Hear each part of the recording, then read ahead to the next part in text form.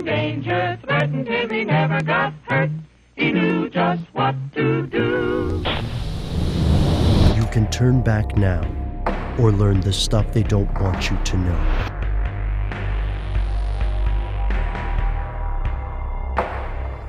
Here are the facts.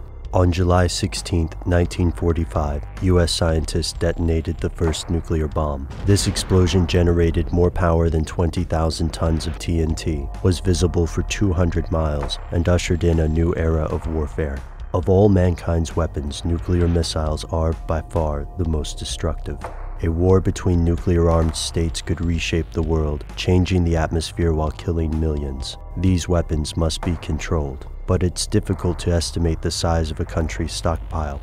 The steps needed to make nuclear fuel are nearly identical to the steps needed to build a bomb, and states guard their nuclear secrets closely. Luckily, the United Nations has attempted to stop the spread of nuclear arms, reducing the possibility of nuclear war. Through the Nuclear Non Proliferation Treaty, or NPT, of 1968, 189 countries pledged to prevent the spread of nuclear weaponry while reducing any existing stockpiles. It hasn't worked. In fact, it seems that some of the nuclear-powered countries claiming to prevent the growth of nukes may actually be spreading them to nations across the globe.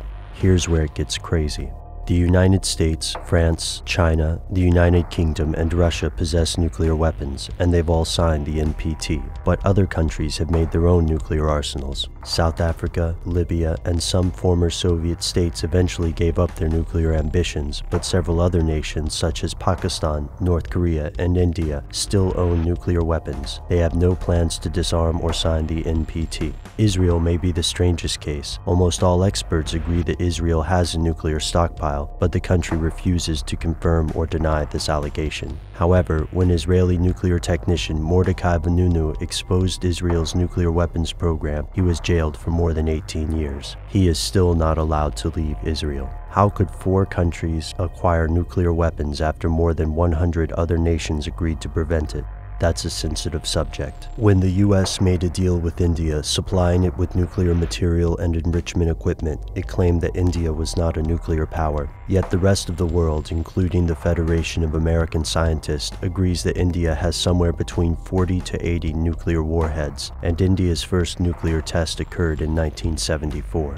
India's neighboring rival Pakistan also possesses nuclear weapons, due to the work of a scientist named A.Q. Khan. While Khan maintains that his team created nuclear weaponry via independent research, others believe he had help from an outside source, most likely China. Additionally, A.Q. Khan is believed to be one of the guiding forces for North Korea's nuclear program, and, according to the BBC, the United Kingdom supplied uranium and heavy water for Israel's still unacknowledged nuclear program, while France supplied a reactor. Let's also not forget that under the NATO sharing agreement, U.S. nukes have been located in several countries throughout Europe.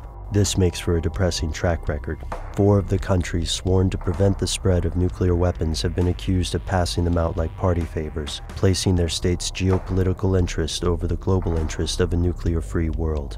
As nuclear research continues in Iran, aided in part by Russia, we must ask, have countries really stopped spreading nuclear technology, or only made it more politically profitable? How many more countries will have nukes over the next decade?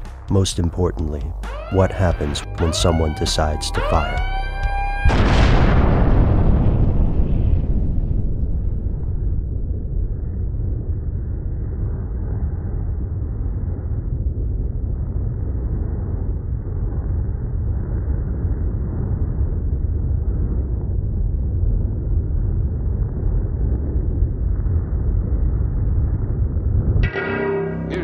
Going to his Cub Scout meeting. Tony knows the bomb can explode any time of the year, day or night. He is ready for it. Duck and cover.